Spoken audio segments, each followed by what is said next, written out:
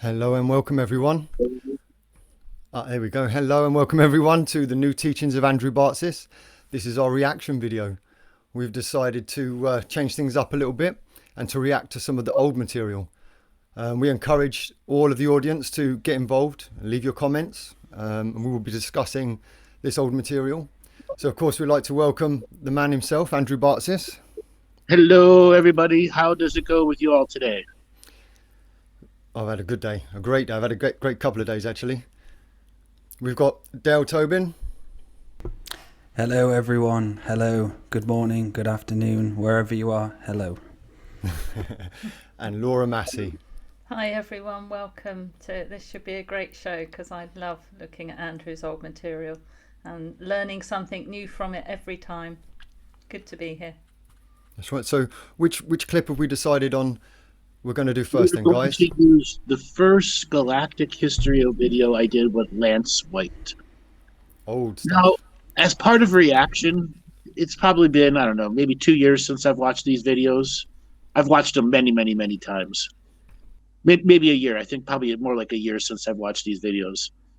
And even to me, new things come every time. A very unique point in our time, space, and history. And if people are out there that are new to this material, this was done in June 20, summer solstice 2012. Sorry, 2013. Summer solstice 2013, yeah. And this series was the first series I ever watched, or the first video I ever watched of Andrew was, I think it was episode number 8. I put it on and I was like, what the hell is this guy talking about? And I put it on again. I was like, the information's quite hard to listen to, but I'll keep trying and trying. And I said, yeah, and there we go. So it means a lot to me and my spiritual growth as well, this series. And for everybody that is out there, just take a moment to let yourself go back to being just a deep, relaxed show. This is show inside show, inside show, inside a show. That's a show itself. It's a multi-dimensional show. You saying, Andrew, what, a show within a show? Should we do a show watching a show? Yes. That's about it. That's about our simulation. So remember these words that you'll be hearing in this thing. In 2012, language that is common today only because it's been repeated the last 10 years. That's something that many of you will begin to notice about many of these early teachings, all the languages in there. Yes. And the all right, information... Go ahead, Laura. I was just going to say, it's not the information that's changed, it's the perspectives that have changed in that time. Right. So now everybody to understand, if you have not watched these videos, Lance is a little jump around everything because he was excited. This was brand new. Nobody understood the material. I'd been doing shows for maybe 4 months and grown a pretty huge audience, like in a matter of a few weeks to a few months. And so, Joel, go ahead and play. We will have you pause through different things and make comments on different parts of it.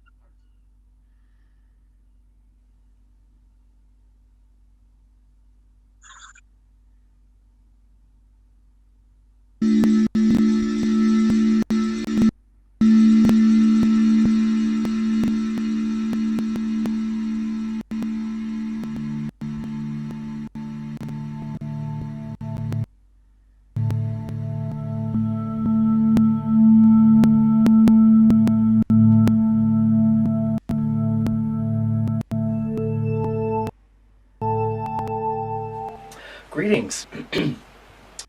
Today is June 21st, 2013, the day of the summer solstice. This video is being created at Stewart Mineral Springs in Mount Shasta. The purpose of this interview is to document our galactic history going back approximately 54 million years with Andrew Bartzis, a galactic historian. Andrew has the unique ability to read the Akashic records. My name is Lance, and I'm best known for the radio show A Fireside Chat with Zany Mystic at BBS Radio.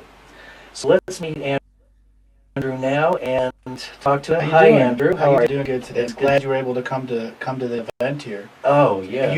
Beautiful place here. Well, it's great to meet you, and I I was taken with your information instantly, and so I thought maybe we could start out with your definition of a galactic historian, how you got to read the Akashic records, and we can kind of segue into where. Yes, which is all I want to know. Well, a galactic historian is a person that looks at all the lines of dramatic karma. One planet in this galaxy creates karma that's war-based. This planet creates drama music-based or soul-based. They create lines of drama. And a planet will generally have a theme. Not all karma is bad. Not all karma is good. Some of it's just in between. A galactic historian goes to each and every line of dramatic karma and lives in soul family with everyone, so they see the big picture of all of the karma that's going on in a local part of the universe.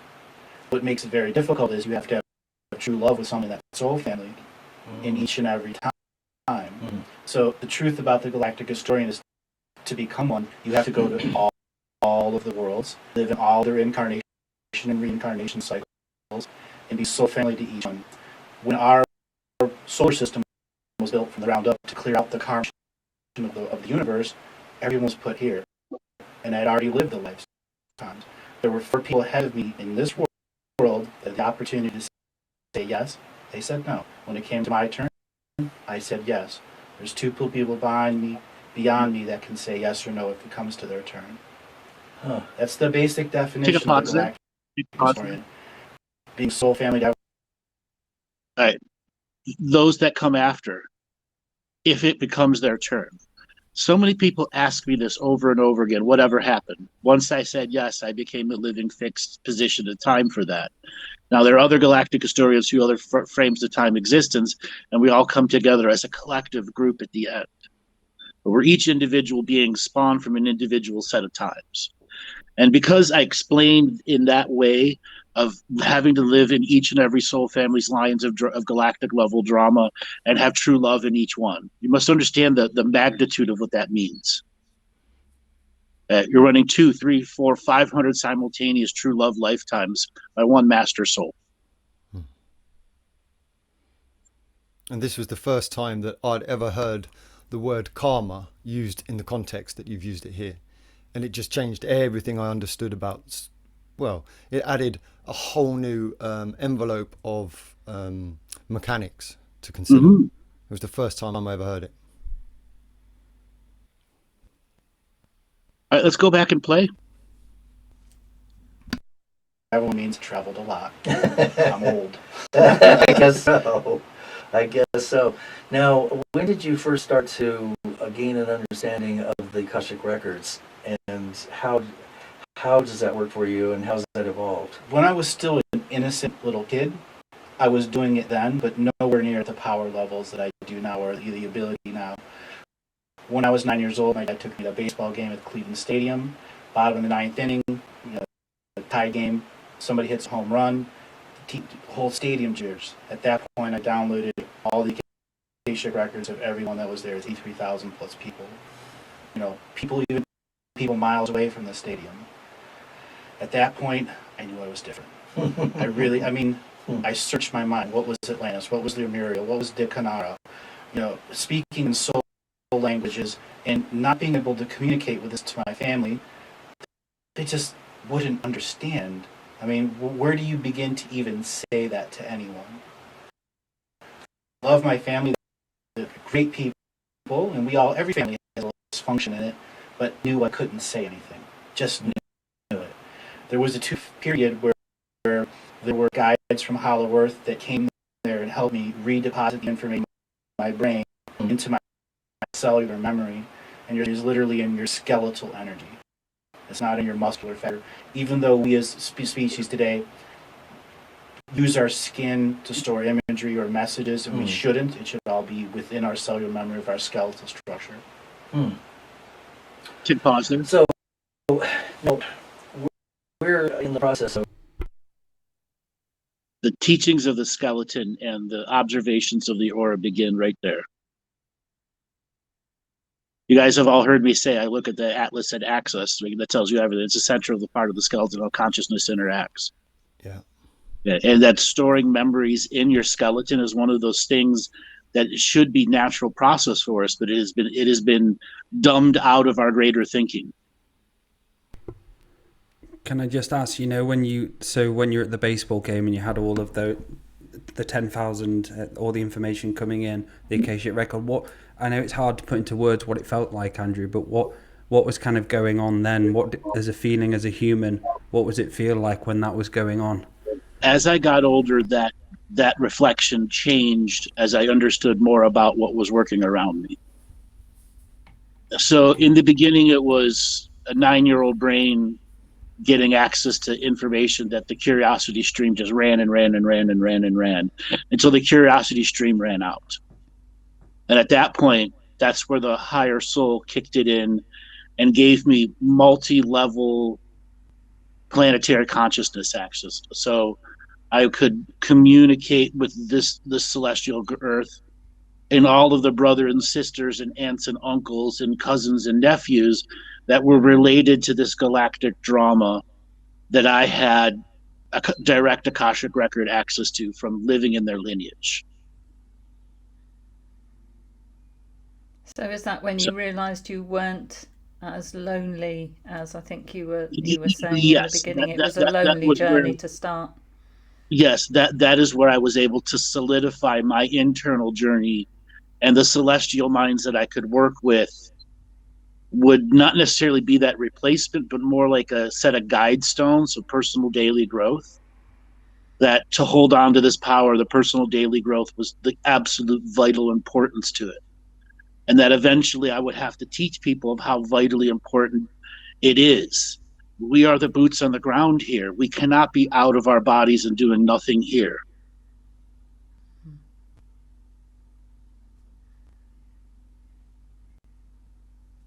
Anybody else want to react on that? Yes, true love in another soul family. You have no idea how hard that is, difficult, and to do it in all of them at once. And that when I look back at those lifetimes, the amount of people that were supporting both sides was monumental. Okay, so the level of, degrees of separation were 20, 30, even 50 degrees of separation. Imagine how far away is 50 degrees of separation at the soul incarnation level. It's multi-universal. Big picture, can you give an example of how to do it even once? Faith.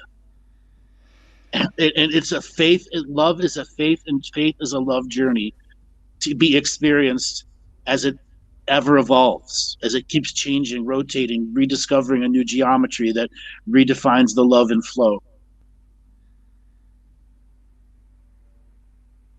Did I ever go into denial? Hell yeah. Oh yeah, there are many, many times.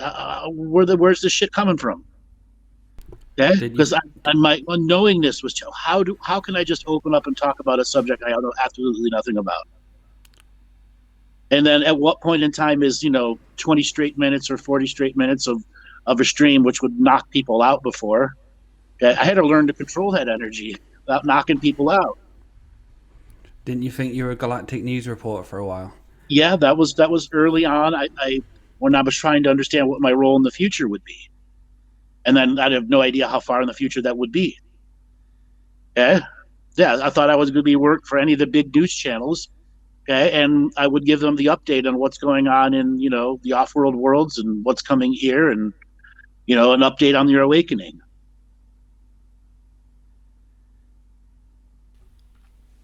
And that's something you don't really do, and now you're like, no, I don't want to do that. It's not going to grow anyone. It's kind of now. It's like, fuck that. In those early stages, we want the narrative, don't we, to confirm things to us, and the narrative is so insidious that at the beginning of the journeys, we can't imagine our journeys without the narrative playing a part in it. Mm-hmm. So, Lillian, yes, I asked why me tens of thousands of times until I came to the infinite answer of why me.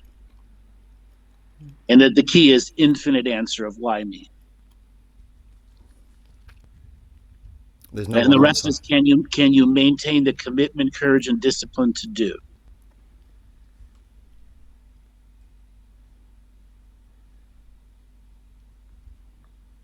You can still go into big mass media in the place life is going everywhere as possible. Yes, to an extent.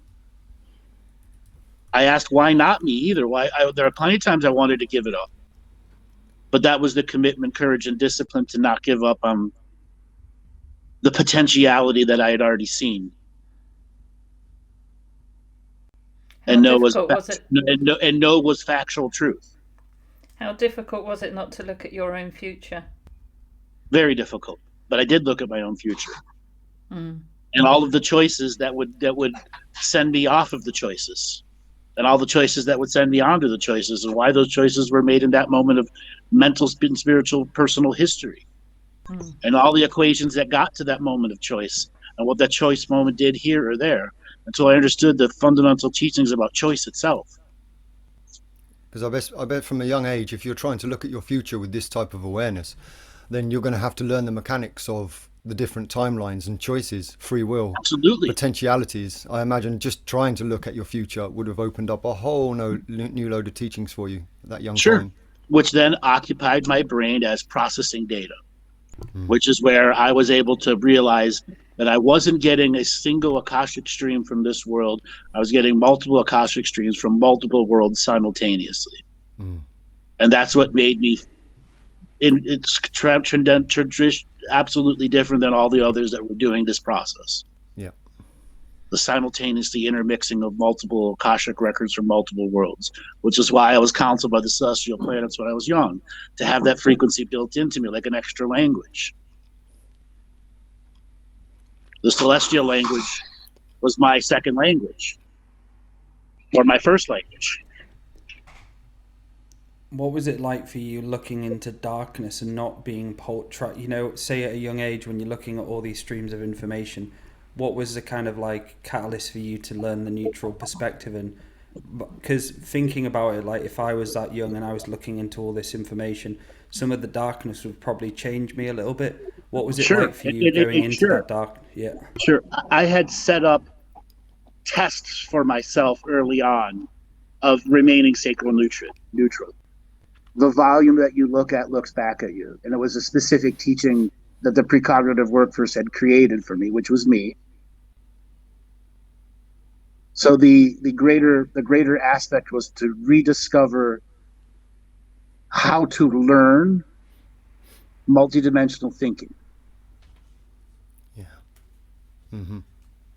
And the language that it took to translate to this world. And that's when you Hence talk the very about early start. downloading and unpacking the celestial code, isn't it? Right. And early on, I did that at a very, very high level, which imprinted onto me a central nervous system that could handle that at an early age. Yeah. Data did the double of data.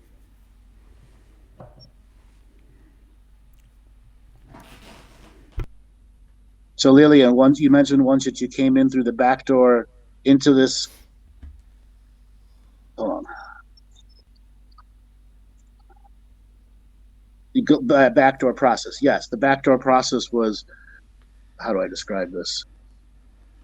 When you're a part of a soul family, it gives you credits and credentials to immediately get into a realm.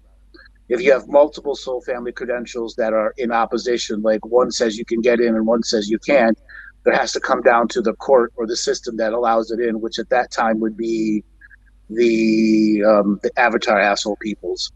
That would determine who's getting in and getting out. Well, that's no longer a process anymore. But back then there was a way to manipulate the spiritual contracts, which was like a backdoor entrance.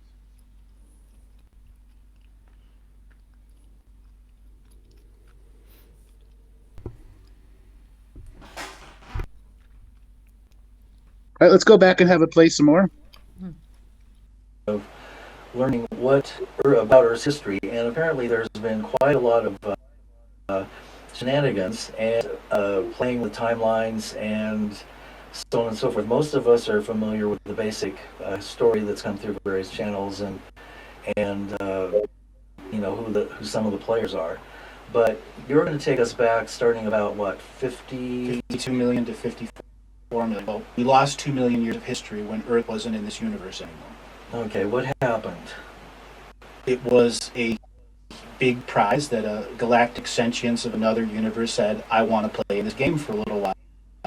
and it came into our universe and said, I'm taking this. And there wasn't enough powerful entities at the time, even the dark guys here, that could stop them.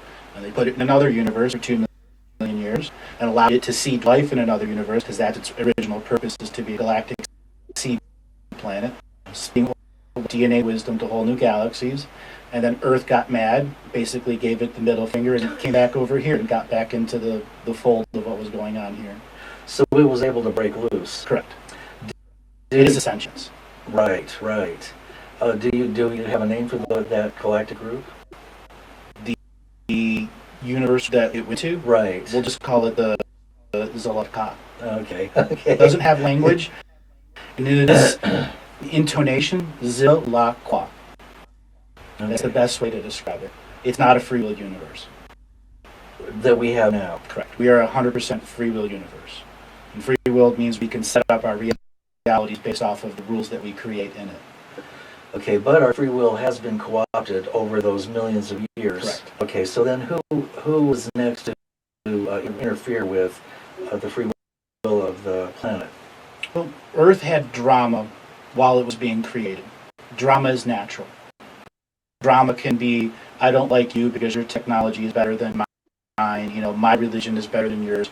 People have ego even at the higher dimensions. It's just functions differently. When karma reaches the point where a sentient species can reach out several galaxies beyond their home planet, you can create karmic pollution to newer planets or younger planets. Earth was one of those that brought good pollution and bad pollution to thousands of worlds. Earth, when it was first rolled out of the seventh dimensional galactic seed planet, its purpose was to have these chakras on its planet that are called wombs, W-O-M-B, like a woman's womb. There, and lived above the womb chakra, their sentience would be influenced to create DNA wisdom through interbreeding with other species, through scientific or spiritual creeds.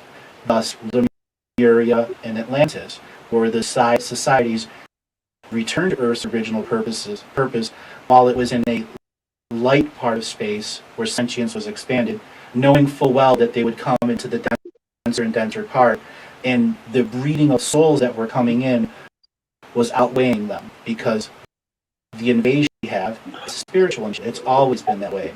The dark forces have always known technologically wise they can't win, but they figured out a way to manifest energy bodies and force incarnate souls into our world that aren't soul family with us, and to the point they created enough breeding population to make an anchor population for more and more to come in at a faster rate than the good. Okay. Does some of that include using astral shells that have not crossed over? Correct. Okay. And walk-in rules and all that. So it's basically reanimating something that has been that's probably has a negative aspect to it to begin with. So that takes us to what, about? We'll go 51 million years. Okay. 51 million years, Earth had already been ripped out of its home galaxy. The original dark forces that invaded from the war galaxy came here and saw Earth and said, that's the prize of the prize of the prize. All these other little planets were nothing to them. So they captured Earth through spiritual invasion, outbred the people there by creating more corrupted souls that caused political devastation, land devastation, and dramatic wars with other places, until finally there was a core group of dark beings who took over the chakra system and the unity consciousness drive of Earth, and then teleported it against its will to another galaxy. That first teleportation greatly injured Earth. It was near dead. And Earth gave out a cry to the universe and beyond, I need help. Massive migrations from the 7 universes ascended on Earth and overbred the dark forces there, kicking them off, but they still had the first interlinking of the anchor societies there. When Earth began to go through its healing process, that would essentially be the dinosaur age. Okay. But sentience had been removed from the surface, but brought into it. Okay. So there is the setup for the Lemurian, the rise and fall of Lemuria, rise and fall of Atlantis, and to the control system that we are here. I remember this. I remember this being around about the time when everybody was woo-woo about the Great Awakening, and this was the first time that I'd heard somebody actually explain in a way that made sense the situation that we were in and why we were in a position for a Great Awakening. It was the first time anybody had said it in any cognitive way that actually made sense. So the spiritual invasion. This has been a highly glossed over subject matter. You hear me say it throughout the entire series, but as the series ended and the new rest of the expanded teachings came through, that aspect is not understood. We're about to go through a mass migration here, and the ascension, awakening, remembering, whatever it is that you want to call it, is about the astral worlds packing up with trillions of beings, and instead of hundreds of thousands of new daily life positions being open on the planet, you're talking millions or even billions will be open every day. And it doesn't matter if they're a dog, a cat, a blade of grass, a bee, a duck, or a dinosaur. Once they add their aspect here, they add their aspect to the Akashic record of the way this planet is entwined with all the other planets in the Galactic Ascension machine, which unravels the greater negative karmic debt that was put here.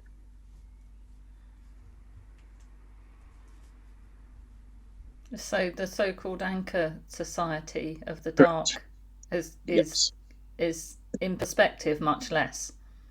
It had to have access to this world where if you lived under a womb chakra, you'd be highly advanced no matter who you are.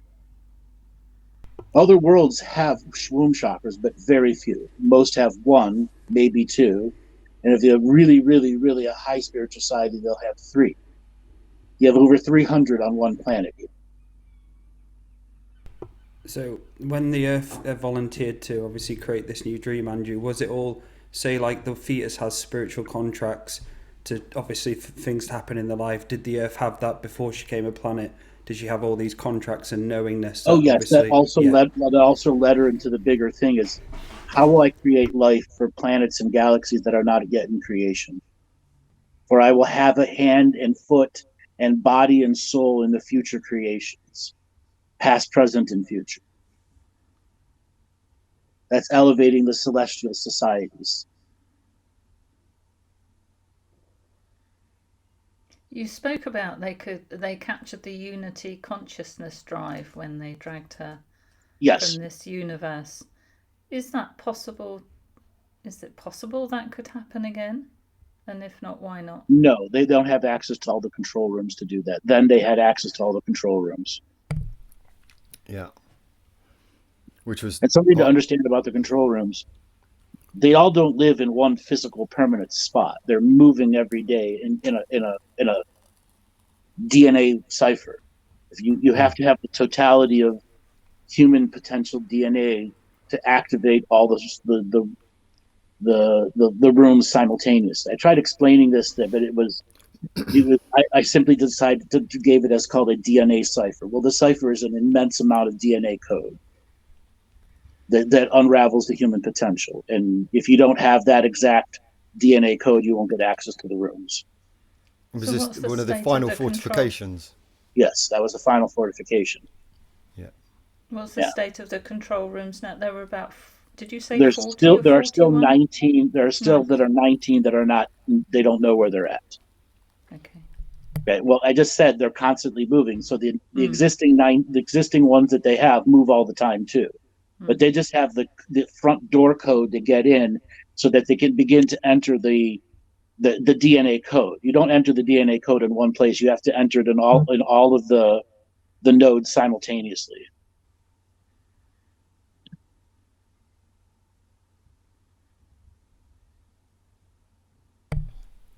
And so when she was taken to this other universe, the time that greatly damaged her, what was the response of whatever was in that universe at the time? Say that again, you broke up. Excuse me. So when she was teleported and she went to the other universe and she was very badly damaged, what was the response from that other universe? Did it expect it? Did it play a part in it? Or did it happen against its free will as well? Well, that's what began a bigger possessionary rule. The possession is 9/10 of the law. You heard that term before? Yeah. Possession meant everything to the higher celestial forces at work there. And to get other celestial forces to do things was challenging because they operate over extremely long periods of time. So it did create a lot of issues on many different fronts. But ultimately, Earth could have said no, and she didn't. Right. But that was part of biding her time and healing her way and understanding that as she phased back into reality, the mass attractions of this planet would happen no matter what. Okay? And she would be better to deal with what's coming if she had her own internal structures redesigned so that the mass spiritual invasion would happen. Right.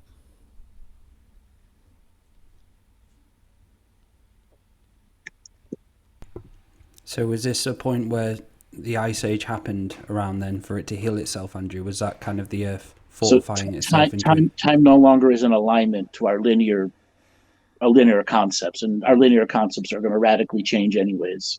Okay, so a year is not a year, and that would have been right around 1 billion years ago in our linear conversionary history. Okay, that's when Earth was formed. But we start the galactic history 54 million years ago. What was it doing before then? It was part of this universe when this universe was non-free will, into the switch into free will. Okay, it took time to grow this planet into the finished machine that it was, and within, it was going through its finishing touches. We'll just say when the war world invaded and decided to take it as a prize, the war galaxy. Okay, and I use such simple terms. You got to realize war was new to the galaxy then. That was a new concept. Think that. Beings that were lived tens, hundreds of thousands of lifetimes and they'd never experienced war before? That's how long it took free will to dilute itself down generation to generation to generation. This is about, free will remaining connected to the light and free will, not connected to the light. And that was a journey many beings went down.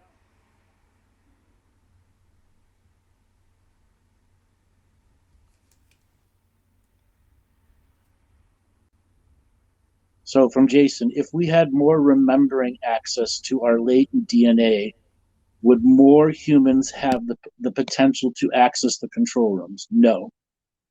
You already have to be a master of your mind, body, and spirit as a DNA to even upload the code to the room. It's a genetic computer that has consciousness inside it.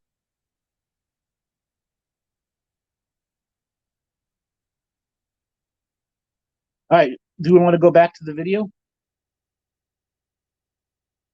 Yeah, let's do it. An ethereal realm, so that the surface that we live on, this is the graduating timeline.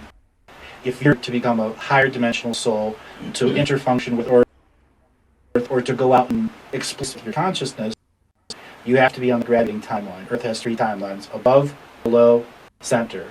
Center's the graduating timeline. Okay. So at this point, Earth kicked off its first. They reinforced the energies of Earth, and they said, we know the spiritual invasion's coming, so this begins the first process of creating pyramids. The first process of creating pyramids was to amplify the currents of Earth after the damaging effect of being ripped out of its Earth. The pyramids were placed on shock points, placed on crustal points, enforced the ability for the local sentients to create local realities, and made a grid that was reinforced so that any entity had to go through a filter to determine if it can actually make spiritual contracts with Earth sentients to have sentient kind on the graduating timeline. At that point, the dark guys had spread to a few thousand other worlds and began dominating and controlling and mastering the system of domination control in very low-end species. That's where they discovered if they're ever going to take Earth, they knew that in the galactic rotation, Earth would go through very light to very dark, to very dense spots. And at that den spot is the place that they can spiritually invade that place and then lower the consciousness level of the surface people by influencing the DNA, influencing the soul families, influencing the soul contracts, and literally getting us at every stage of the game and removing how we would naturally live with our planet. Mm-hmm. So, in other words, we're disconnected from our ability to communicate, commune, and source. Correct. So now, when did that begin? So this goes back to the pyramids as well, right? Well, there's 9 layers of pyramids. Earth has been moved 12 times. Captured 12 times. Wow. There are 9 layers of fortifications on the astral world. There's no other planet in the universe or 3 other universes that's been fortified that much. Wow. So, you're in a situation where the dark guys capture it, fortify it, the light guys recapture it, fortify it, so on and so forth, until finally the fortification grid and the quarantine of the good guys out there is literally the hindrance of what we have, plus the multi things that are within us, manipulating drama and manipulating spiritual contracts so that when unity consciousness comes, they can program their propaganda of thousands of years will come to fruition. We're raised with amnesia, and we're raised held hostage in a position for entities that want to take more powerful people and take them somewhere else by their own belief. Wow. So we're entering another one of those periods of time, like a harvest period, so to speak, or ascension period. We're ascension period. We're going out of a very dense part and going into a very light part. There's 66 planets in our solar system. The vast majority of them are in the light part of space, and Earth and Mars are stuck in the dense part, anchored by the sleeping people that haven't awoken to their consciousness. They're the ones anchoring us there now. And there are bases on Mars and All over. Everywhere. I call this world and this solar system the Galactic Antiques Roadshow, because the vast majority of species that got lured into their drama, we're here to salvage the thousands or millions of ships littering our solar system from the numerous wars over and over and over again. Wow. Well, no. So, how do we navigate this time? How do we? Let's look at the 50 million year concept. Okay. When time wars began, that's the tricky thing. 480,000 years ago is when the actual time wars began. But time, we're on a planet with 3 timelines. They're only going after the graduating timeline in the beginning. Okay. So the first set of multidimensional beings that had incarnated here became 40% of our population. Teen beings equaled 40% of humanity. At that point, it was nearly 70 billion people in this world. That's a lot of them. Wow. That's how they got soul family status with everyone. They then brought in dimensional technology that was meant for vessels only and installed it on Earth so that they could take one continent out of a timeline and put it back into a deep, distant timeline, one by one by one by one by one, so they can get to the point to create what's called the first species of Earth. There are 72 first species of Earth because every time Earth was recaptured, they tried to re-erase the timelines. But once you have sentience that's born, you can't erase the sentience, and Earth has to adopt that as a first species. So the time wars are all about creating the first sentience. Well, we have 72 first species now. Wow. And as many as 6,000 different refugee species who've come to live on our world because their worlds are being decimated or destroyed. Wow. And Earth has always been this point where souls migrate to it, they migrate away. I call it like, the ducks in the winter, you got the massive flowing flows of ducks going that way. But Earth is this migration center because it has a graduation timeline that's very impressive. You have 100% free will come in with blank mind. It's very important. There are other worlds that you remember all of your past life. You speak by the time you're 4 months old. We go through this growing process. That's cherished in other worlds. Well, it seems like it could also be a disability if you're being programmed and manipulated and taken over, and then there's that element of soul contracts, which you mentioned, that where as the soul comes in, it can be bounced, which is one way of shoving us off of our path, and another one is adding fine print or adding So, do you want to talk a little bit about that? Yeah, it started in Lemuria. Lemuria was a really high consciousness. Earth was its true seventh dimensional status. It was creating DNA, and it was inviting other species to come live here for a while so that they could live on above these womb chakras and create DNA and then take it to a new world in unity to this new world. They would never force bring DNA to a new world. Earth is also capable of psychically transporting the DNA wisdom that's created in these womb chakras to a blank Akashic record planet that's about to invite its first group of souls to come and live on it. That's its purpose.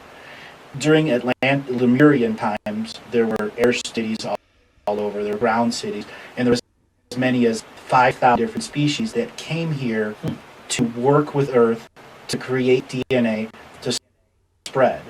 Well, the guys had gotten their little fingers in there and started creating their drama within inside, and as the society began to build to its peak, factions formed in it. You had spiritual factions, you had scientific factions, you had no technology factions, high technology factions, and these factions in the separation. The separation is what took Earth from a seventh dimensional status to a sixth dimensional. So it literally lost a whole quotient of its exponential energy. The separation causing mass migration away. Earth was left undefended. It was captured. That's the first fall of Lemuria. The multidimensional beings who were here orchestrated that capture, because they had gotten in. The new beings that came to take over Earth reanimated Lemuria with the leftover refugee population here, instilled domination and control, and began an incarnation pattern to bring in more of the kinds that they wanted from those that were dominated and controlled. At this point, the good guys of the rest of the universe said, we have to do something about this. But there was a huge debate, the Ascended Masters, the philosophers. There's a galactic sentience that created war in another galaxy, and that galactic sentience allowed it to come here. This was known as the first mistake of the Prime Creator. The galaxy we were in wasn't ready for war. It wasn't set for war, but it's here now. So they took way too long to figure out a result for it. At that point, many species began taking up war to defend themselves. Keyword. I mean, there was a lot of information that just played, but these last set of keywords here, the first Prime Creator's mistake. And this is where some of the material challenged a lot of people back then. Prime Creators can make mistakes.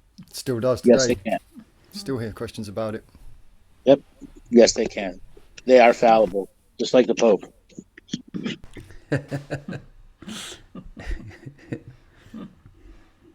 And it's great to see that reflection of Prime Creator making mistakes, and we make mistakes, and mistakes are natural. It's great to hear that. It's the concept of free will as well, isn't it? Free will universe, free will galaxy. So we want to bring war comes. It's a great concept. And this last part here, this galaxy wasn't ready for war. Especially when you think about how war... Oops. Go ahead. So my internet's a little sketchy. Yeah, what it would have been like to have war that was perfected on other places and spaces, and then all of a sudden cast upon a galaxy that wasn't ready for it, that had so much technology within it already. This is a frightening concept. Yeah, so somebody is asking the big picture, what was the wisdom in creating war, if any? Well, the whole point was free will. What are the excesses of free will that war can open you up to? It was about exploring free will. That's why war came through, as a rapid acceleration into the free will choices that can connect you or disconnect you to source.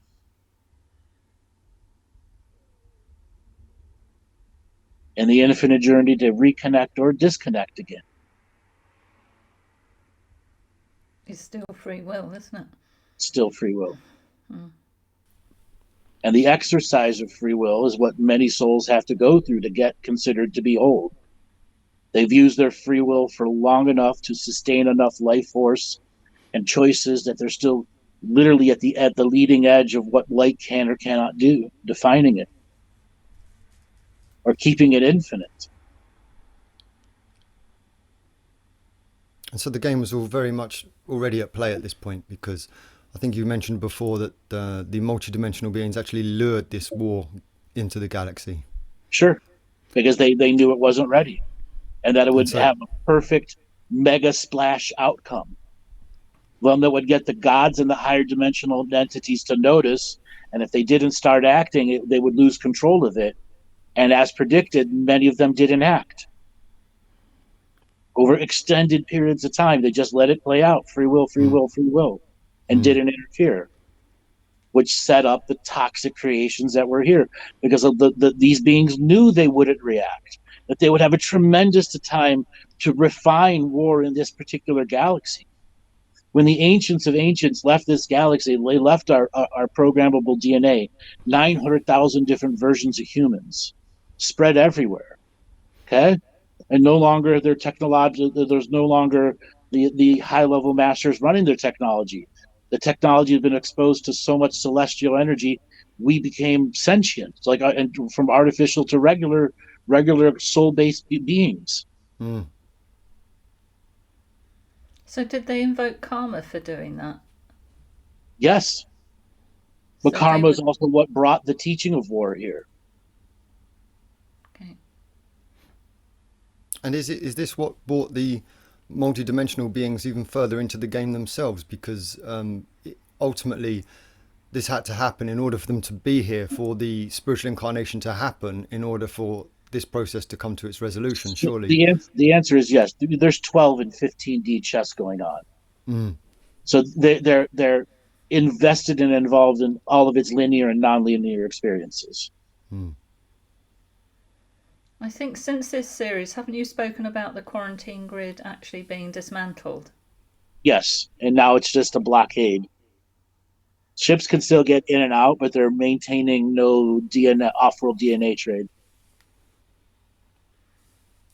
So you have to go through a search to get out, or they have to smuggle it out. Is it like a police border? Yeah. Like a roadblock? That's got to be positive, though, for incarnating beings, yes?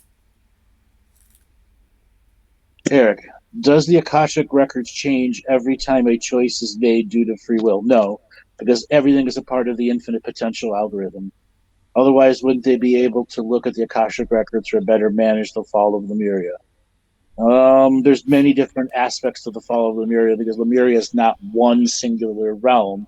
It's tens of millions of realms layered on top of each other. That was a different time in Earth's history where the power levels of this planet were a trillion times higher than what it was. And that was the types of average souls that lived on this planet were extremely high frequency, high vibration, and could live in many dimensions simultaneously. This world is meant and designed and set up for the highest of consciousness beings and the lowest of consciousness beings to go through rapid elevations. I remember, Andrew, a radio show with Lance sometime after these videos were recorded, mm-hmm. where you were tapping into Lemuria, and you said that they were amazed that their prediction model was talking back to it. And then yes. You talked about Project Atlas and spoke to them directly. And I remember that just being such a powerful show. Yeah, if people don't know the frame of reference, so after I'd done these videos, I would regularly come on and do more Galactic History stuff. And there was an episode where I had been going through my own gremlin challenges to get on and off, and it led up to something where I'm like, well, what is going on here? And I looked deep into something, and I was like, I can contact it, and I did. And then it started communicating live to us. And I had a full interaction with a science community that was on the other side that had to go through a debate process as if I was real. And there was a moment where you said to them, Atlas has failed. And Lance became extremely emotional, and even me back in that day, I could feel the response of all of those people who had people locked outside of time that were trying to correct their timeline, just sort of like realize that what you were saying was truth. Such a powerful moment. Atlas has failed. Oh, that was a big wake-up call to a lot of beings out there. I could feel it when it happened. Because there was no way to get concrete proof if it succeeded or failed. Until finally I said it failed. Within their own prediction models, it spoke back to it and exposed its own failure. Powerful. Yeah, it brings tears to my eyes right now too. Yeah, man, and just powerful. See, that's the higher spirit working through me at that point, knowing that what would humanity hear? What would they really hear? Frequency, vibration. What do trillions of souls share in common? The last-ditch hope to save our conscious record. Okay? To not be forgotten. Can you just explain to us what Atlas is? Because Big Picture would like to know, and so would I.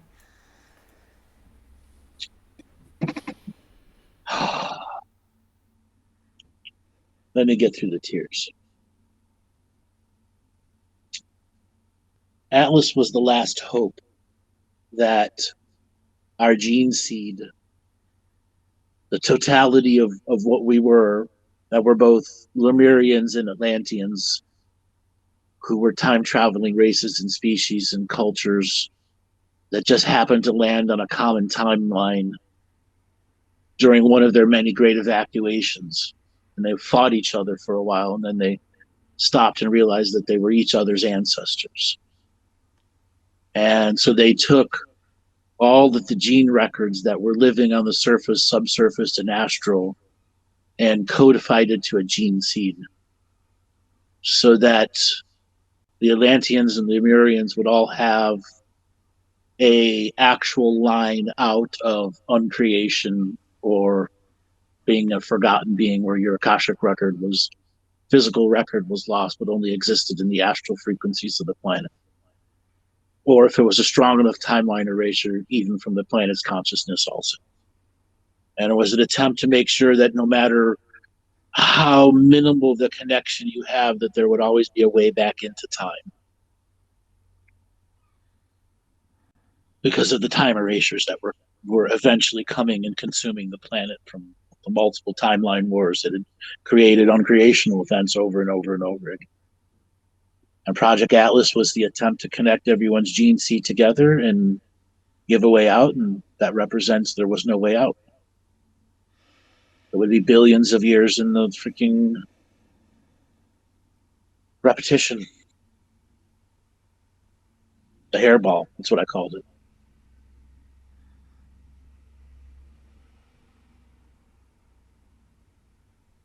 But also that the future that they didn't get to predict gave them another chance. And basically my message back to them is they had to think farther than they'd ever done before. And it's because I was telling them I was 50 million years into your future. And that was it was inconceivable to them at that particular time. I would have been a million degrees of separation, or a billion degrees of separation to them. You got to fathom that. Really just ponder that.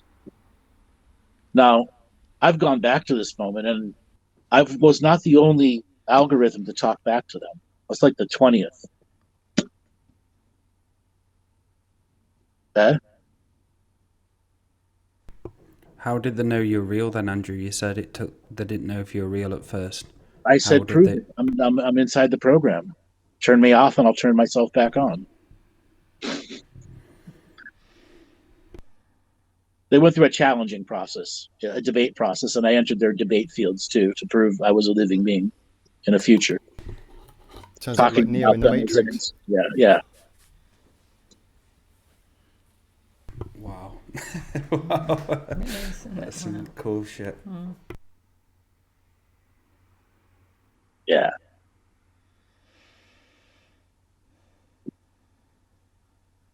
So Atlantean Lemurians, that's what Project Atlas was, getting all their gene seeds together. But the gene seed also defined their angelic and not so angelic processes, which solidified the binary light versus dark process here. Eric, was this communication done here? No, I was bilocated. I was here and there simultaneously. That happens frequently with me. And live on air. Yeah, and live on air.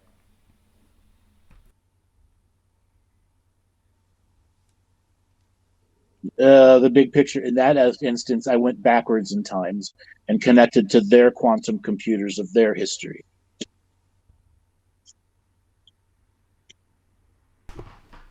Did they ask you anything, Andrew? I mean, you've said what you were saying to them. Did they ask you any? I can't remember everything they asked. Okay, you got to realize, but yeah, they interrogated me. But I actually sit down, Andrew. It's not a negative interrogation. They know that was a hard questioning phase. But I immediately went in front of their group of I don't know how to describe it, like their science committee that has to approve all anomalies, even for them. And I went in front of that and proved to them I was real. So their greatest naysayers. Because there was split opinion at first, wasn't it, Andrew? And it was those guys that were holding back the opinion. And yeah.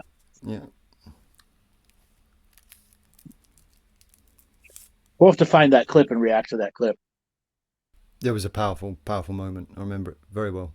Yeah, and if anybody else has suggestions, go on into the chat room and make a comment of what other clips you might want us to react to. So how many minutes are left in this video? Like 8?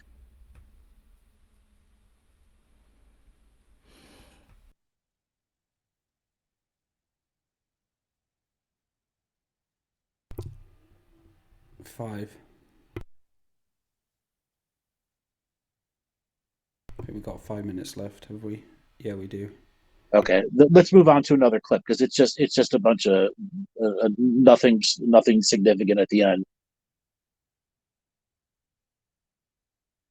You guys want to pick another clip? I don't know about me. Does it feel right continuing on with Galactic History? I think let's move on to another clip because there's nothing really left in that one of significance. Should we go into number 2, Joel?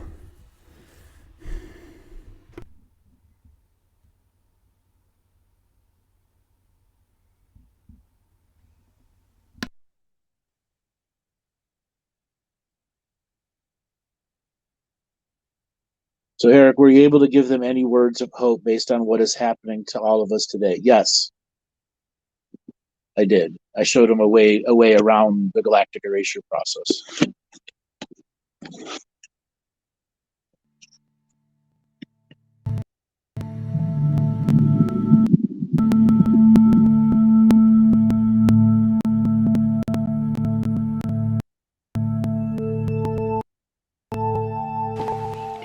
Okay, we're back. This is part 2. This is Landscape with Andrew Bartzis. How you doing? And we just left off talking about the Lemurian era leapfrogging into the future to make corrections. Mm-hmm. So maybe we can pick up where we left off. Okay. Lemurian air cities are a local reality that literally is in the air. But in between the cells of every atom is an infinite amount of space. So an air city can be out of reality in between the cells of the Earth and still be an air city out of phase of reality. So when they began to create dimensional that created time travel effects, the air city would go into Earth and then time travel that piece of rock and come back into air so that they can influence the timeline on a soul family level and on a DNA level. The people in the air city were looking for versions of themselves to correct. Some of them may have gotten darkness instilled into them. They would healings on different people. They would at times literally create an invasion force because at the time the dark would have had a planet. Going through time, making corrections in a system where you have 5,000 other species creating time travel effects isn't easy. So you need a lot of cities to continually counter this. Where we are right now, 2011 to 2014, every single bit of the time warp is about right now. It's about propaganda coming out. Propaganda that's thousands of years old, hundreds of years old, millions of years old. This propaganda influences the awakening, which is the end of the process where we must have graduation timeline. Absolutely, it's the prime creator's will. So, what is a Lemurian air sig? A group of people come together, manifest, and with that energy create a very dreamlike reality. And that dreamlike reality takes form in the upper atmosphere where the Aurora Borealis is. The Aurora Borealis is the Earth dreamtime sentience, and it's where the sun brings energy to it so that that system of energy has reality behind it. The ship, the city itself, has its own version of a unity conscious drive where it can go to any part of the galaxy or any part of the universe as long as they can remote view or remote experience those other places. After Lemuria went through its first fall and went to its raise again, we go from, we'll call it 30 million years. Okay. Simply because they had to leapfrog backwards and they had to frog forward. Then they had to figure out each time Earth was teleported, the old timeline wars ended because the XY axis of the planet could no longer be used as a function for creating a timeline. Right. But the sentience that was part of the old timeline was still on the Earth, and Earth adopted those as new first species. Those new first species became part of the Lemurian society and left. Oh. When they left, they migrated away and became part of the polluted reality that was out there with drama and got forced back here. This is this endless come and go from Earth. Lemuria's second raise, where it fell, and it raised as the air cities figured out this timeline between here, this time between here, and that part of vibratory space. They could try to push out as many of the negative incarnating souls that were being forced at us from as many 1,000 or 7,000 other planets that were under domination and control. Wow. That's a big job. Successful have they been at it? Well, here now. Right. We're here now. Well, yes. So the really exciting part to me is that all of this has to be wrapped up in 2011 and 2014. Correct. So we are in the final. We have to have graduations. We have to have graduators. And what happens to the people who are not, quote, ready? Is that even an option? Earth can bilocate and create multiple versions of itself and allow the separation of densities of people that are ready or not. So that's where you have this concept of different timelines for people who are totally asleep, people who do not want to awaken, who would rather just continue on like this and have an experience of light and dark. So that is a possibility. It's through dream time, though. Oh. So we are a unity dream time society. That our world is set up. We have a global dream time. Okay. All of our people have a global dream center.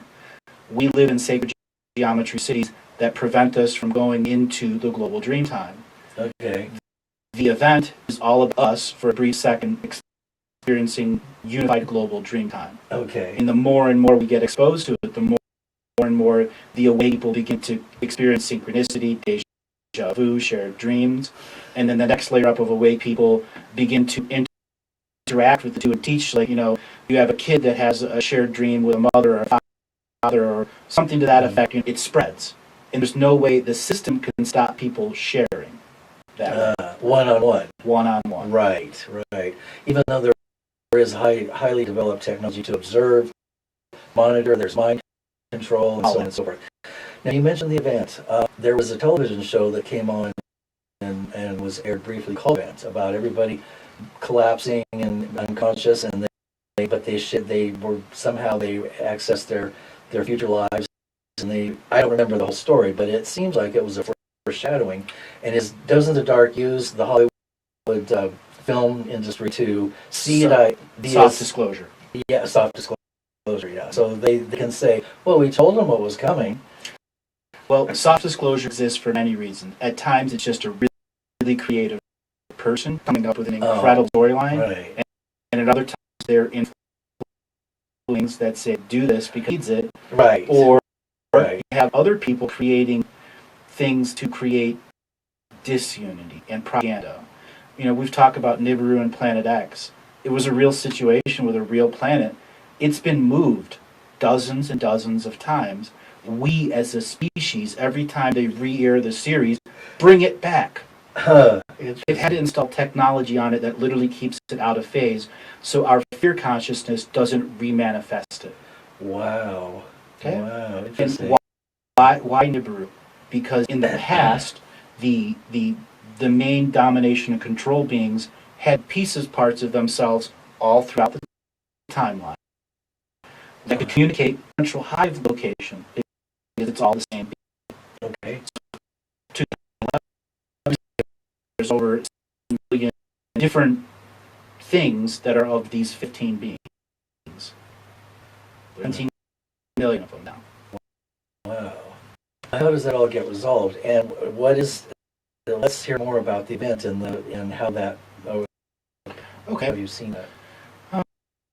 I just described. Well, I'll use this one I used before. You have children sitting at a breakfast table before they have their first period in class. Preschool's got that. Mm-hmm. I had a dream that said this. Take a pause. And the guy had the same dream. And the kid over there.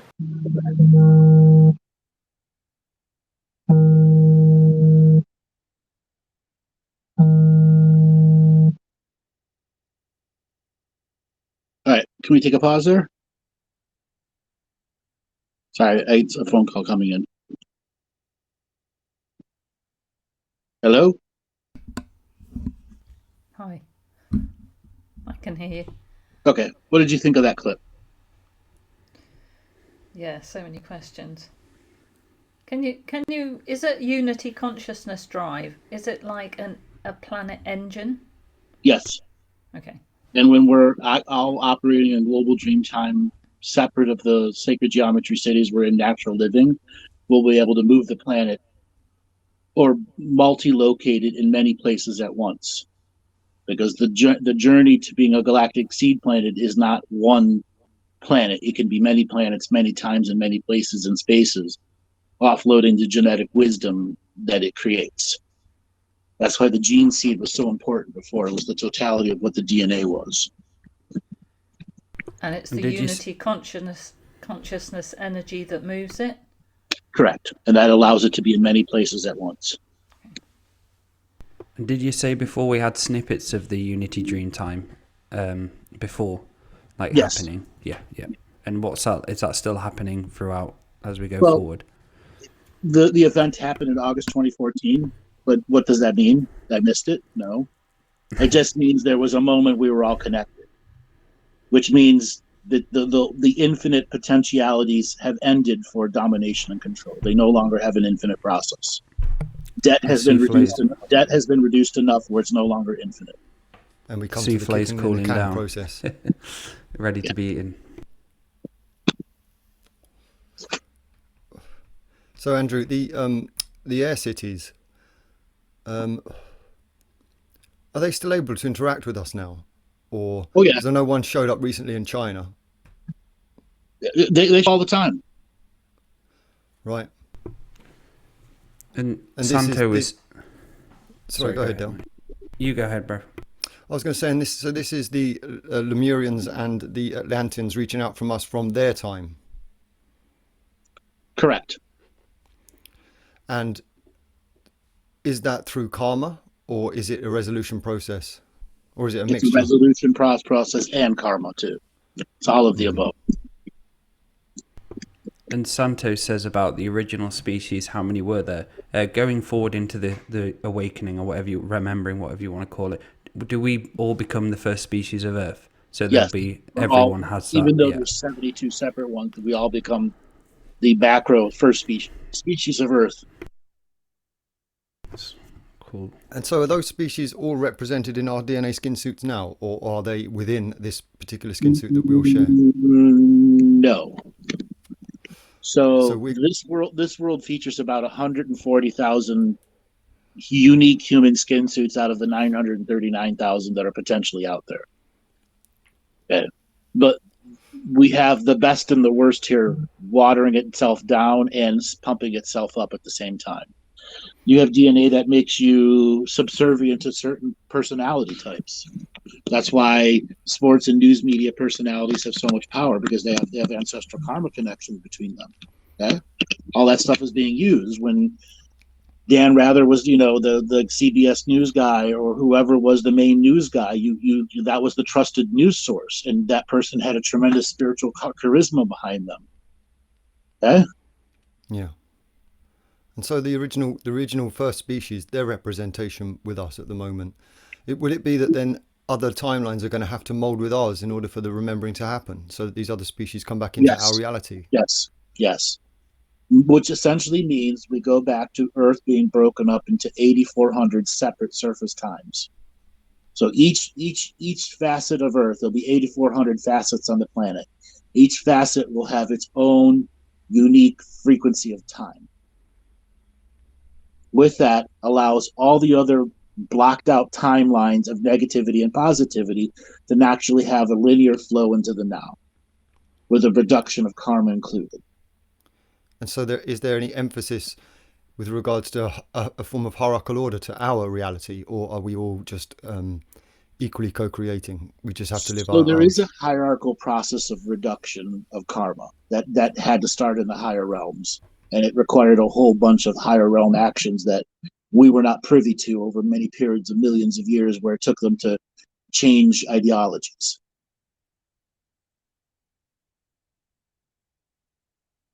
Okay, and then a greater acceptance of world seeding with greater intelligence.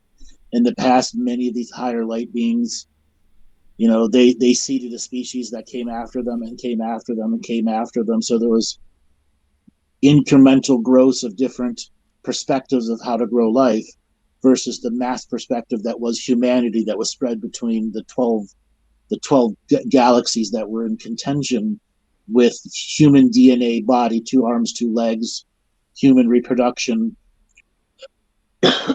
was a dominating skin suit. Okay, it outweighed many other things, which created a grander scheme of thought and how to use those things through free will. Were they truly machines or not? Many other cultures saw them as machines until they started gaining very unique, weird karmas that they never thought would come to their types of species. A collective debt for enslaving something without an awareness they were enslaving it. Hmm.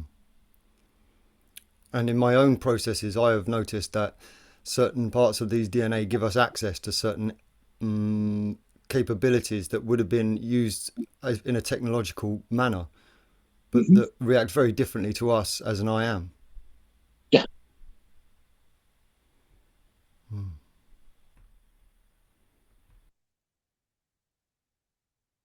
So can we meditate and focus on the space between particles and become out of phase? You can, but it would be detrimental to your greater health. You got to figure out also how to come back in, and it's a skill to learn to get out, and a different skill to learn to get back in once you phased out.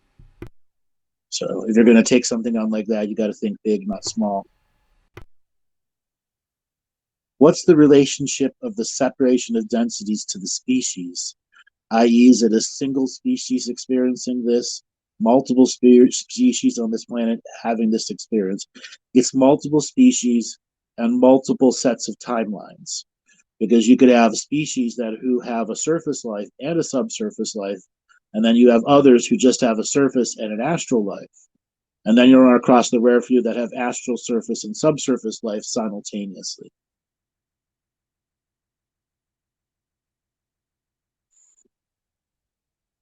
One species after prime created revamped. Yeah, that was when I was trying to describe what was going on before. But this particular space of incarnation got dominated by the human skin suit.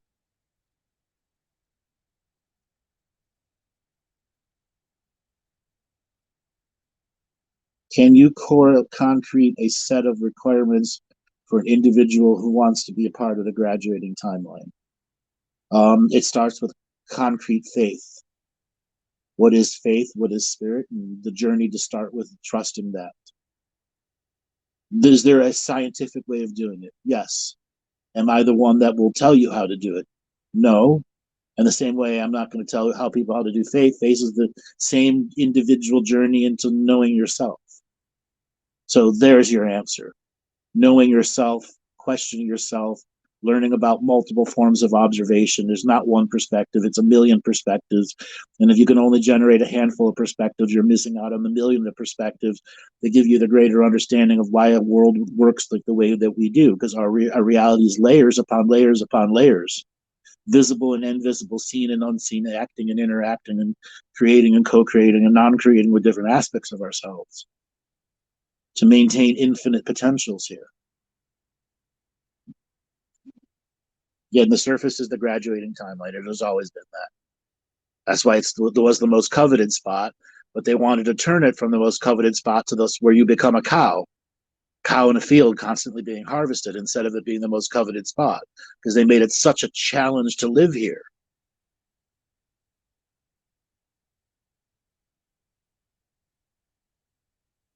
So current focus is resolution on the surface timeline. This is the timeline for this current reality for resolution. Yes, I've always said that. This is the now time. We have to battle for now. They're trying to outcreate now, and we have to outcreate now before they can outcreate us. Faith meaning full trust in yourself and the universe. Yes, and beyond that too. Faith is comes in many different forms, aspects, ways to validate and invalidate itself at the same time. Going to the edge of your unknowingness and challenge yourself to become known. That's that infinite wisdom that's connected and interconnected through you.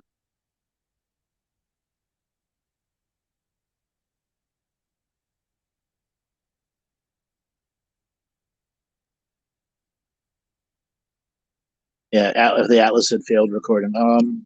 You might be able to find it on Friends Who Like Andrew Bartzis on the their Facebook page.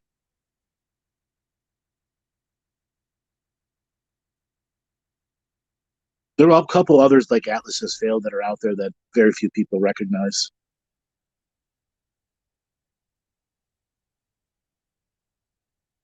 All right. Anybody have any more questions on that?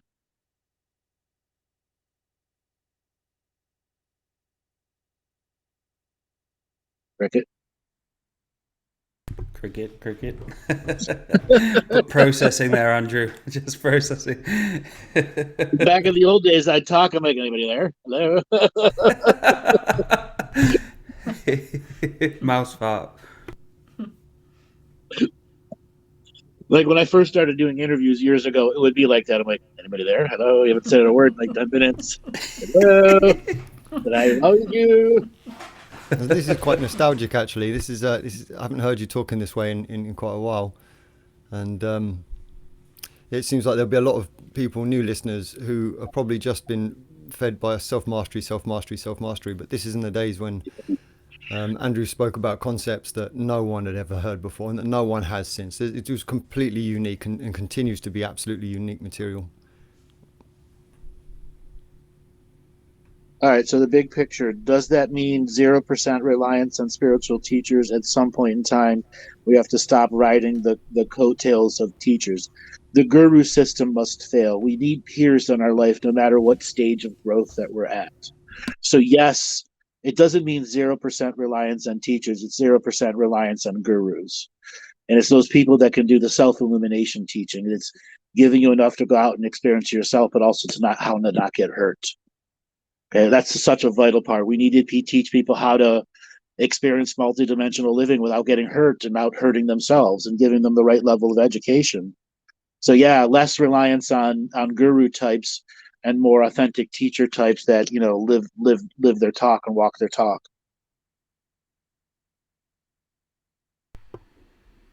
How do we outcreate the forgetting? Very carefully.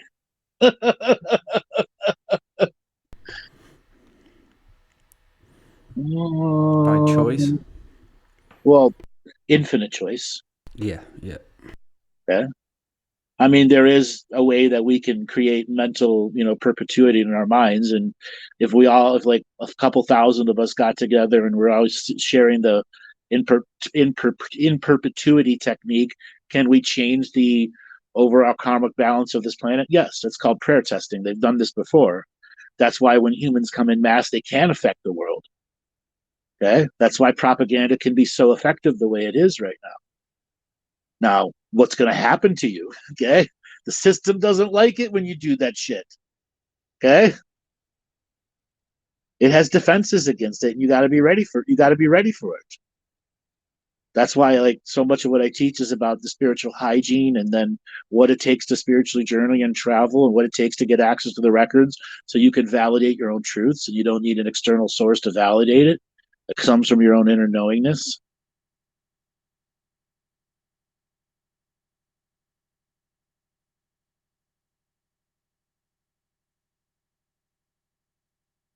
Cricket.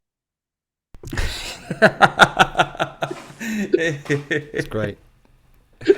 And I was Feels thinking, feels good to have the cricket days back. I still got I it. was thinking the same thing. I was thinking about that today, what you've just been talking about, and like I was listening to this astrology YouTube clip which came up just randomly on the short thing, and it's great obviously to have those at times, but it just seems to me that there's so much of fixating on, you've got a problem internally, that's because of the planet, or that's some motion. But what I like about your teachings is effort. It takes the effort, the discipline, and going into those dark places of your actual self and owning your own shit. And it's hard work, but it's great work. And there's like an easy way, isn't there? The validation of the light working way, which I used to be like, where I used to instant gratify myself all the time. Only really until I started digesting your teachings and seeing how many programs I had and how much shit I needed to sort out within myself. So yeah, really, really cool shit. And the problem with astrology is that it teaches you a sense of powerlessness to the celestial sources. It can, yes.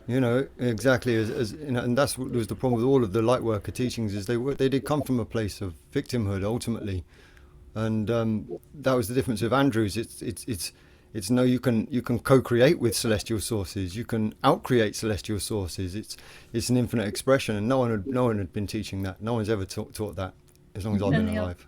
The other thing is Andrew's brought in a new set of linguistics in his teachings, hasn't he? Which actually mean something when you start to tune into them. And now I've heard them sort of over and over again over the last 10 years or so, and they actually create more meaning for me. It helps you understand and perceive what he's talking about because of the linguistics he uses. Like nobody else does that. Exactly. Nobody even to this day, does it.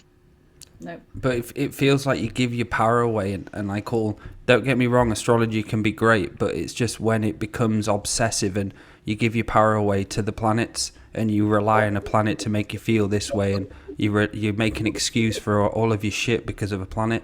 That's where I feel like there's a line, which I've learned about from my old days as well. I'm not putting anything down on astrology. It is great when you work with it in the right way, but I feel a lot of people rely on it. I used to do, to kind of give me a chart and a reading, but realistically I needed to learn the skills of reading myself naturally and being able to do it without the astrology charts. Right. And that's where the mastery comes in, doing it without the cards, doing it without the astrology, and so on. Mm-hmm. That's why I've always said it's the person. Yeah, to me, it's always the person, not the system. Yeah. Yep. The system interacts with the issues that the person is having. Exactly. And that creates pattern recognition, which allows you to go into the depths of reading the patterns. Yeah.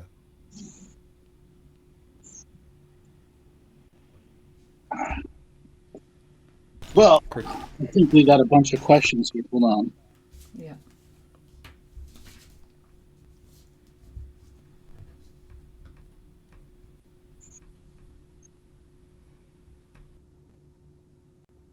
From Amy Kruzik. Andrew, what concepts have you always carried with you since you were a boy and accepted this responsibility in the ball yard? Ooh.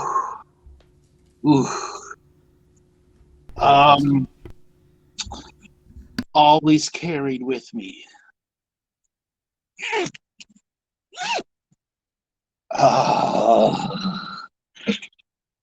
There are times that what I carried was radically different than the Andrew before that. So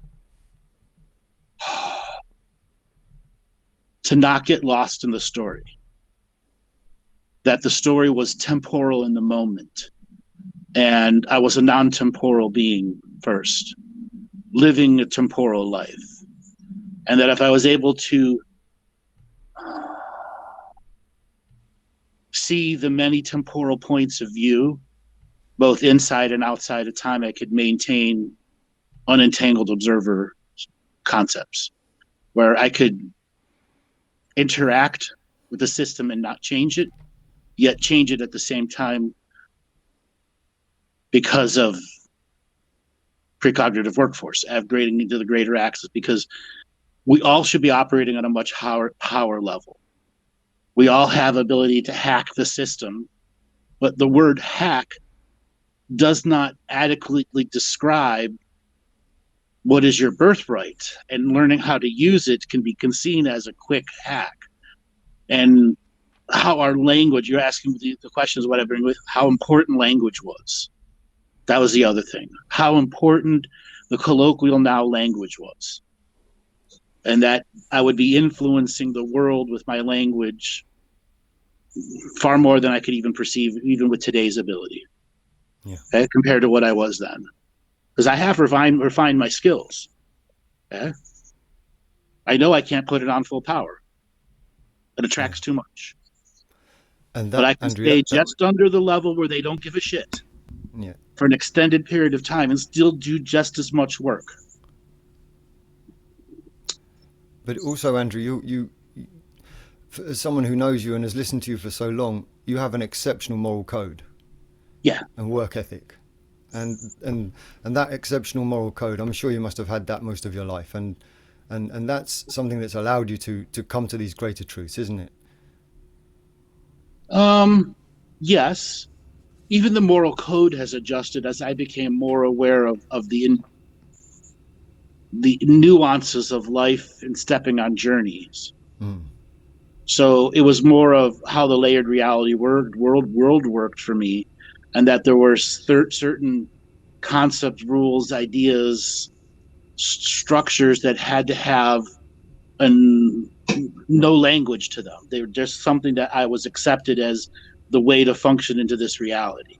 And I didn't have to know everything that was there, but other than the general concept of what has led to this living algorithm being able to do what it does. See. The shared reality rules that made it possible, which was the bigger hack of the Galactic Historian, getting it at a time where something shouldn't have individual access to that. So you had to plan a lot of lifetimes ahead, and in that planning, did you, because I'm going to ask a bit of a light worker question here, but the system, say like getting someone like Bruce Lee, obviously he was on TV and so on, what was put in place for you to be able to hide, to be in this reality and to do what you're doing now? Because surely back then when you came here, it was a totally different place, and they're just I didn't come into one body. Okay. I was checkmarked in tens of thousands of bodies, which as soon as my DNA showed up, it showed up on the do not want list. But imagine showing up into 10,000 bodies. They have to individually scan each individual body, and I was bouncing between bodies that were checkmarked and not checkmarked, and thousands of other individual souls who were part of this grand shuffle of cards until the day I got born. Okay. So you basically confused them. I'm here, bitch. No, I'm not. And so on that day when you were in the stadium when you were a child, and that moment happened, did you see the system reacting to you? No. I saw the system not react to my birth, and not react to that, which was more important. It means I got through. That means the sailing was set. Okay, these are the conditions. If you don't get fucked with before this age, okay, you're good. Brilliant. This is the timeline. This is it.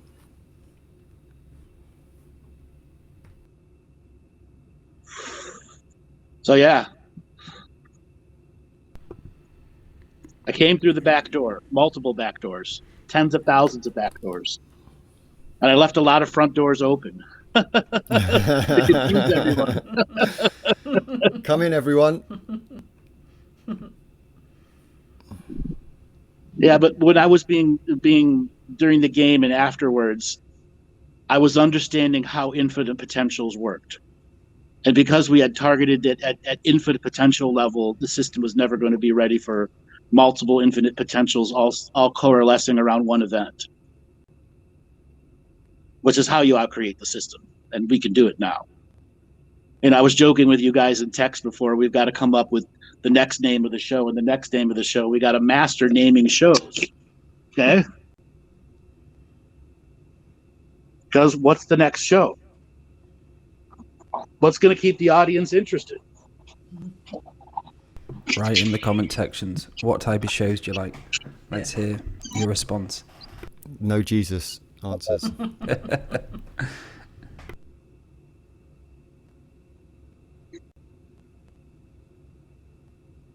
So go into that comments and stick it to the algorithm, because every time you make a comment, you stick it to the algorithm. Fuck that YouTube over.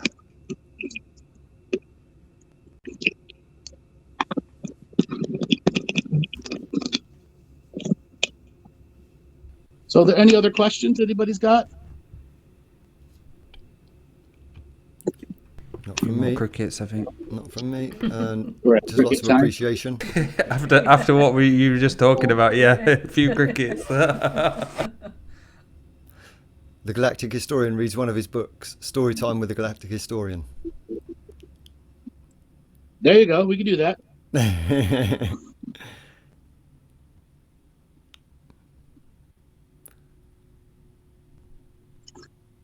So what about the future of censorship? It's going to get worse. We're going to be censored. That's my prediction. At what levels? Infinite levels of censorship. They're going to push and push and push the ability to censor until humanity figures out a way to fight back in such a way they can't Jan 6 us. There'll be new ways of marching that won't involve feet. Things that people could do individually at a time that prove they have power over a system that thinks it can predict us. We can absolutely have unpredictable concepts and ideas enter this world. And we can seed them in such a way that they will, in an unpredictable format, evolve. And that's part of the journey of, coming here 100 years ahead of time, is figuring out a way to influence a world that doesn't want to be influenced, and has gatekeepers to the types of influences that it doesn't want in. So are all these gatekeepers around the planet now, is it kind of like that everyone has to leave the souffle to do what it needs to do now? Yep. And that's why they're not allowing DNA to go off and on? Yep. Shut down the DNA trade. That stops the potentiality from moving. It keeps it centric to here, to this place, in its ever-evolving journey.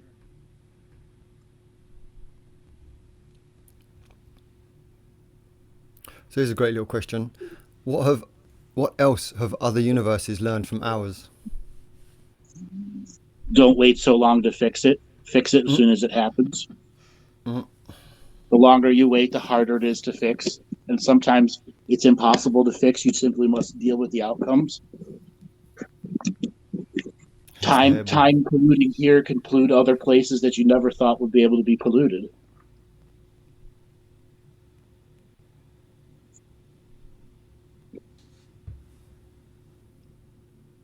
I've been learning about pollution. The infinite dodgers, those that are constantly putting off their karmic debt to the future versions of themselves or others. Or past. Karmic dodgers, That's another big lesson. There's going to be no more karmic dodging after this.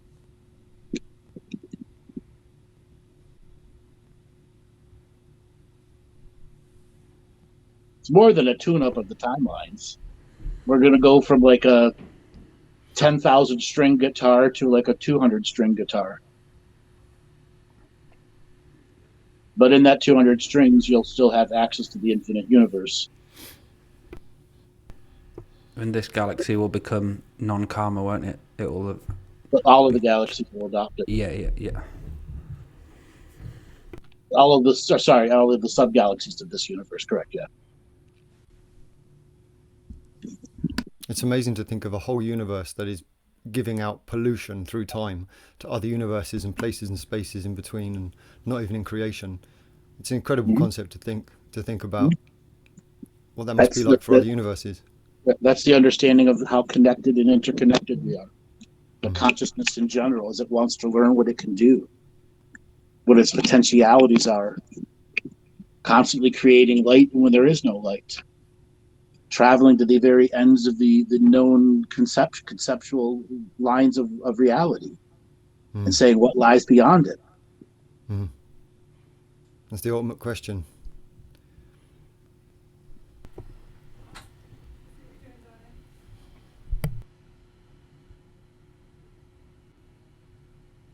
It's going to be some great parties when it all comes to play. Bye, bitches.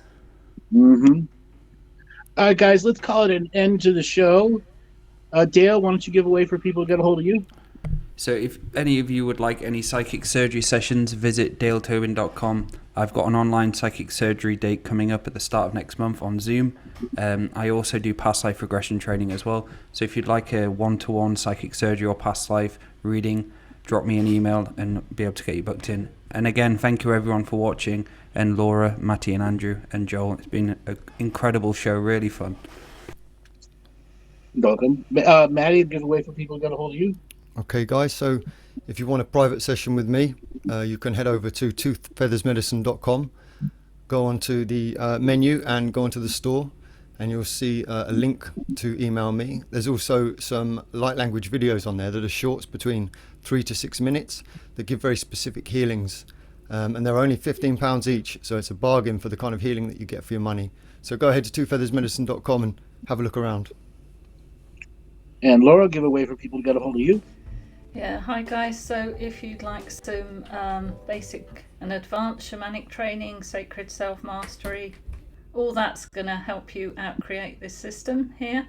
I'm on twofeathersmedicine.com, and it's been a great show. Thanks guys, really enjoyed it.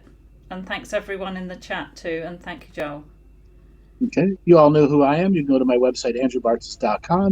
We've got a whole new set of products, concepts, and ideas for you to take a look at. And if you like what you see, give us a buy or have a session with us.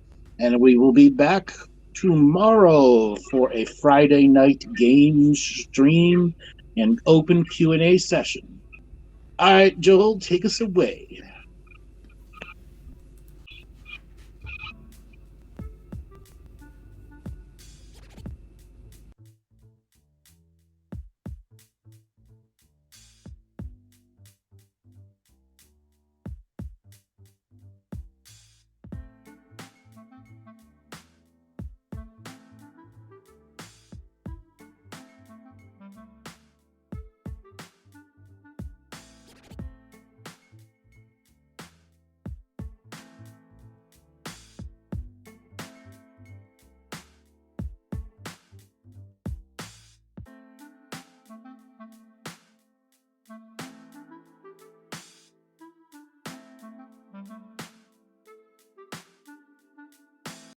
Healing comes in many forms, all the colors aligned.